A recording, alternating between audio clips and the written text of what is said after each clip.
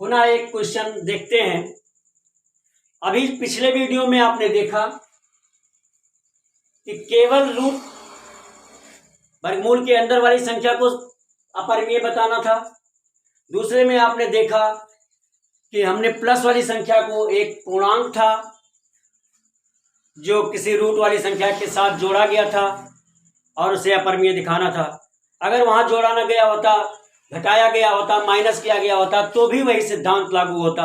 अब हम दूसरा देख ले कि अगर एक परिमेय संख्या एक अपरिमेय संख्या का गुणा है तो इसे हमें अपरिमेय दिखाना है। इसके लिए आइए हम देखते हैं एक बार फिर से, तो वही प्रोसेस करेंगे, वही काम करेंगे जैसा कि पिछले वीडियो में हम लोगों ने किया था। इसके लिए हम माना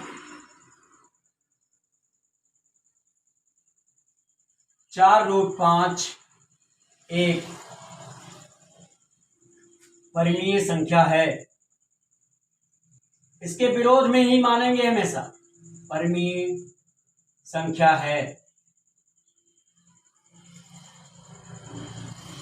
और इस प्रकार क्या आता है, 4√5 बराबर a/b, जहां a और b में एक के अतिरिक्त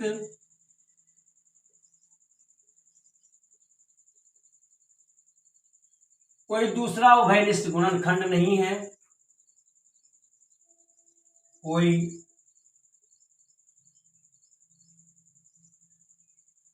दूसरा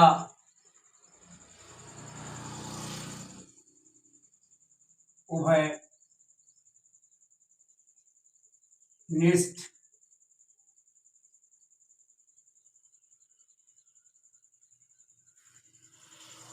गुणनखंड नहीं है, अर्थात ए और बी सह अभाज्य हैं। सह अभाज्य हैं। अब ये सह अभाज्य हैं तो इसे हम पुनर्व्यवस्थित करते हैं। पुनर्व्यवस्थित करने पर या हम इसको क्रॉस मल्टीप्लाई कर देंगे, √5 को इधर छोड़ देंगे। √5 इक्वल टू ये a/b था ही, और इसी b में इस 4 का गुणा हो जाएगा क्योंकि इस 4 से इस पूरे को भाग करेंगे। इस तरह से हम इस तरह से लिख लेंगे। अब यहां a/4b एक परिमेय संख्या है।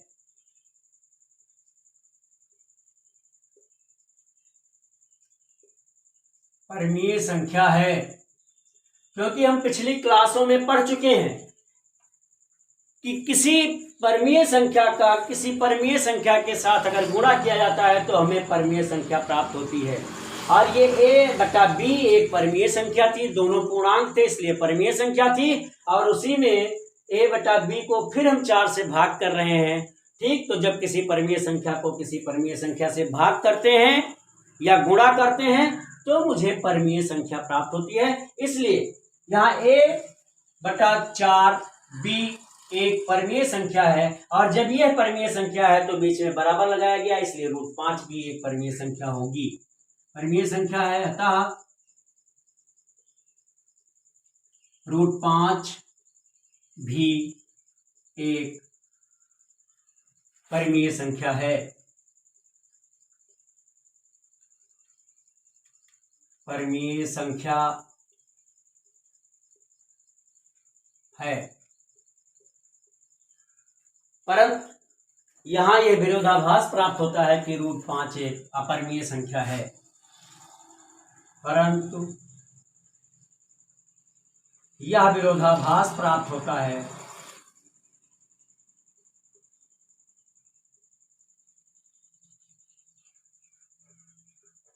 विरोधाभास प्राप्त होता है कि √5 एक परिमेय संख्या है, एक अपरिमेय संख्या है, अपरिमेय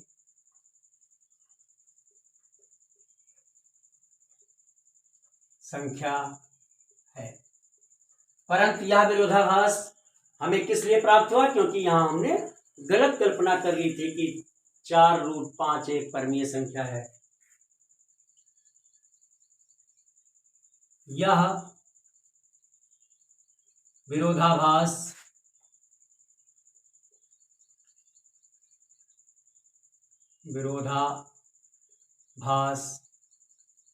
हमें गलत कल्पना के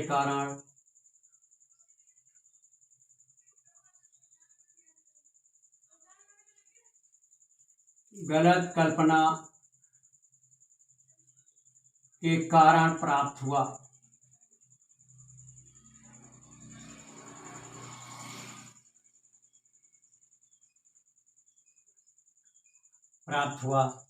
कि 4√5 एक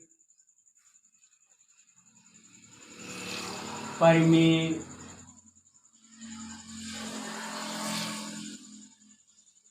संख्या है। ये विरोधाभास क्यों प्राप्त हुआ कि √5 एक अपरिमेय संख्या नहीं है? क्योंकि हमें यह गलत कल्पना कर ली थी कि 4√5 एक परिमेय संख्या है। अतः निष्कर्ष निकलता है निष्कर्ष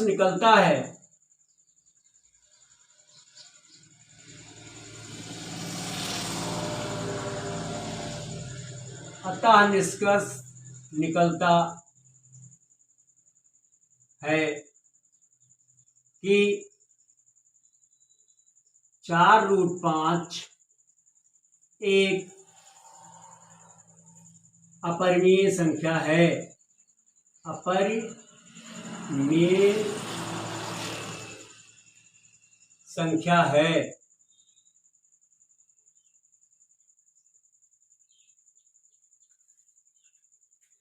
इसी तरह से यहाँ कोई भी नंबर हो, कोई पूर्णांक हो, रूट के अंदर कोई भी नंबर हो, लेकिन अब रूट के अंदर ऐसी संख्या ना हो जिसका रूट निकल जाए, ऐसी संख्या हो जिसका रूट नहीं निकलता है, और आगे कोई भी संख्या दी है, कोई पूर्णांक दिया है, तो हमें प्रूव करने के लिए कि वह एक अपरिमेय संख्या है, बिल्कुल यही प्रोसेस लगाना पड़ेगा। हम सबसे पहले मानेंगे कि वो एक परिमेय संख्या है, और वो ऐसी परिमेय संख्या है जहां उसको लिख करके इक्वल टू a बटा b, जो एक सहाभाज्य है, अर्थात उसमें एक के अतिरिक्त कोई दूसरा उभयनिष्ठ गुणनखंड नहीं है। फिर जिस संख्या का गुणा हो रहा है उससे उसमें भाग हो जाएगा, और दोनों के बीच जब बराबर लग जाएगा तो चूंकि परिमेय संख्या को किसी परिमेय संख्या से भाग करते हैं तो हमें परिमेय संख्या मिलती है, और यहाँ बराबर था इसलिए रूट वाली संख्या को भी हमें परिमेय लिखना पड़ेगा, जो बराबर लिख दिया था।